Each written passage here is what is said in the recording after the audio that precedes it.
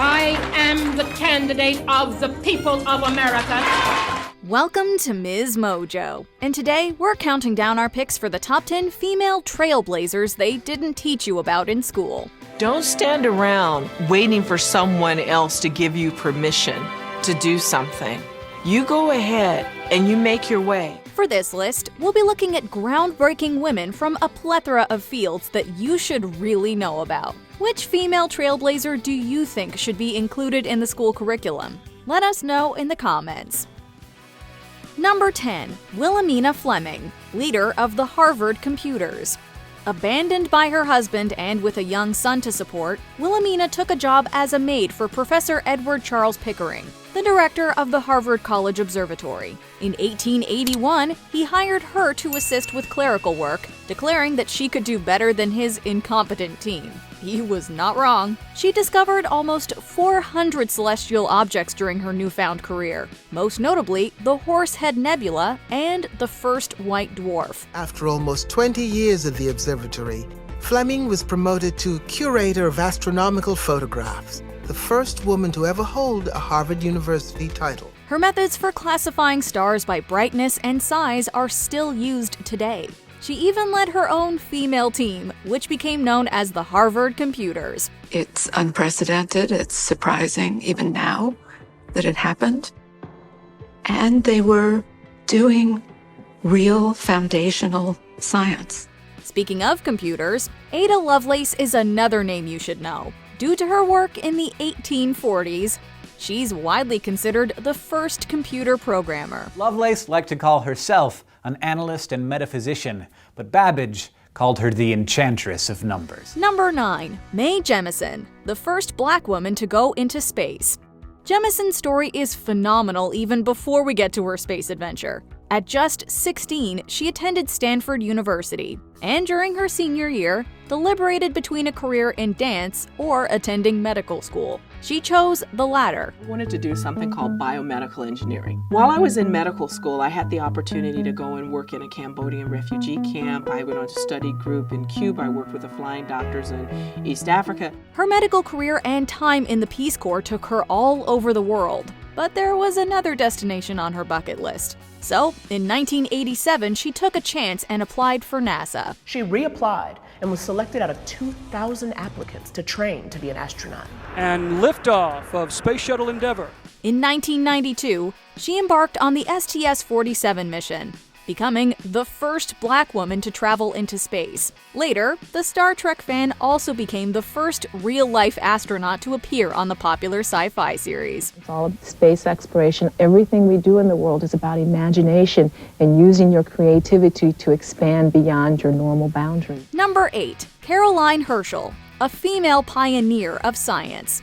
If the name Herschel rings a bell, you might be familiar with the work of Caroline's brother, William. Sadly, Caroline never escaped her brother's shadow despite being a pioneer for female scientists. She was in the running. Caroline was in the running for this gold medal, and she only lost it because William was also in the running. In addition to assisting her brother with his calculations and developing better telescopes, she also made discoveries of her own, including 8 comets. In 1787, at the behest of King George III, she became the first female scientist to receive a salary. With that stroke, Caroline Herschel, who had been started out as a servant in her mother's house, then almost became a professional singer and only turned it down because of loyalty to her brother, was now the first professional woman astronomer in history. She was also the first woman to hold a government position in the United Kingdom and to publish her findings in the Philosophical Transactions of the Royal Society, which made her an object of enormous celebrity in England.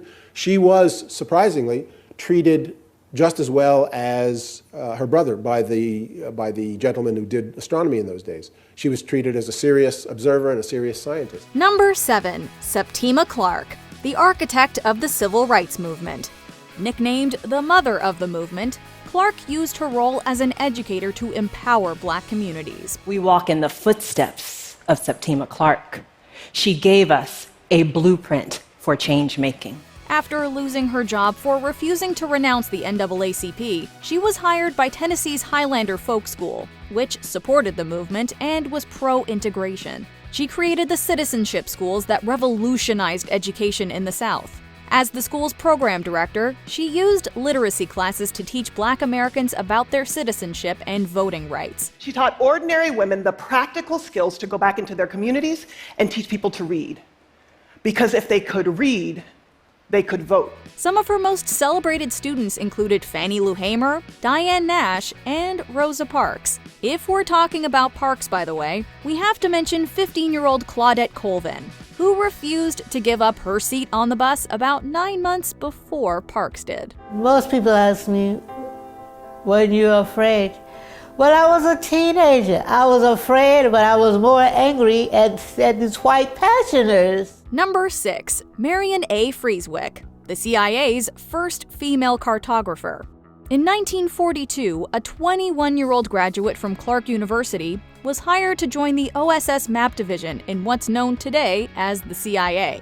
According to the organization's records, she was the first woman employed in this sector. Her job entailed gathering intelligence to create maps that assisted military strategy during the war. She and her team developed new, detailed maps and 3D topographic models. Not only do they show the location of things like roads and trails, but once you get the hang of reading them, they also help you visualize three-dimensional terrain from a flat piece of paper.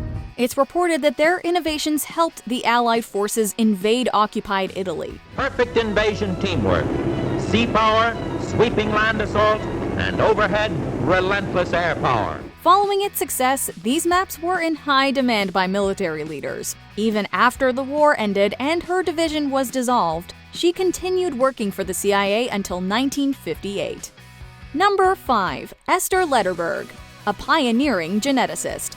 A lot of what we know today about genetics and DNA can be credited to this microbiologist. She discovered the bacterial virus Lambda phage and changed our understanding of genetics and antibiotic resistance. The Lambda phage is a virus that targets bacteria. It was the first to be discovered that can replicate without destroying the host organism. She also pioneered genetic engineering lab techniques. Of course, when it came to public recognition, her husband and their 2 research partners won the Nobel Prize in 1958. Esther was overlooked, even though much of this work couldn't have been achieved without her. Sadly, she spent most of her career eclipsed by her husband. Esther is one of a long line of women overlooked for the Nobel Prize in favor of men. Once or twice might seem a mistake, but throughout history this has happened over and over again. Likewise, geneticist Nettie Stevens uncovered the X and Y sex chromosomes, but sole credit was given to a man. Eventually, though, she became one of the first American women recognized for her contribution to science. Her colleague E.B. Wilson published a paper around the same time with the same findings, but after review of both papers, it was concluded that Stevens had a more thorough explanation. Ha! Number 4. Chien-shiung Wu, a major contributor to particle and experimental physics. The First Lady of Physics and Queen of Nuclear Research were just some of the nicknames given to this incredible Chinese-American physicist. Dr. Wu earned many achievements and awards during her career, including becoming the first woman elected to the American Physical Society in 1976, as well as the first woman to receive the Cyrus B. Comstock Award of the U.S. National Academy of Sciences. In 1944, she was invited by J. Robert Oppenheimer to join the Manhattan Project. Her role was mainly focused on detecting radiation, but she was also part of the team that worked out how to split uranium. Made history with an experiment that disproved the law of conservation of parity, which implied that for fundamental physical interactions, it is impossible to distinguish right from left and clockwise from counterclockwise. Later, she teamed up with physicists Xiangdao Li and Chen-Ning Yang to prove their theory regarding nuclear interactions. Sadly, when they won the Nobel, she was omitted. This was also the case for Lise Meitner, who helped figure out how to split atoms, the principle behind nuclear technology. Mass could be converted to energy, and as Meitner calculated here, that would be a lot of energy. Thus, she experimentally proved this nuclear fission that splits atoms was a powerful source of energy. Number 3. Hedy Lamarr, actress turned inventor. To the public, Hedy was a Hollywood star and the most beautiful woman in the world. But her real passion was inventing, and she was always looking for ways to improve the world. She teamed up first with Howard Hughes, who was a great inventor himself. He was trying to create the fastest airplane in the world at that time. I thought the airplane was too slow. I decided that's not right. It shouldn't be square, the wing. During World War II, she took her self-taught skills and joined the war effort. Along with composer George Antheil, she received a patent for a secret communication system that would change frequencies to prevent enemies from decoding messages. Lamarr came up with the idea of making the signal leap from frequency to frequency. Frequency hopping. You couldn't jam it because you'd only jam a split second of it in a single frequency. Unfortunately, the military didn't really get it and passed. But without her, we wouldn't have the wireless communications we depend on today. Another forgotten wartime trailblazer you should know about is the German Jewish photographer Gerda Taro. She was arrested for opposing the Nazis and became a dedicated frontline photographer covering the Spanish Civil War until her untimely passing.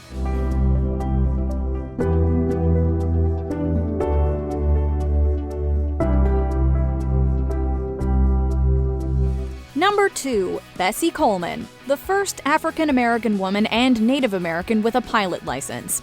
The early 20th century saw several notable women taking to the skies. In 1910, journalist Lillian Bland designed, built, and flew an airplane, becoming the first woman to do so. That same year, Raymond de la Roche became the first woman to receive a pilot's license.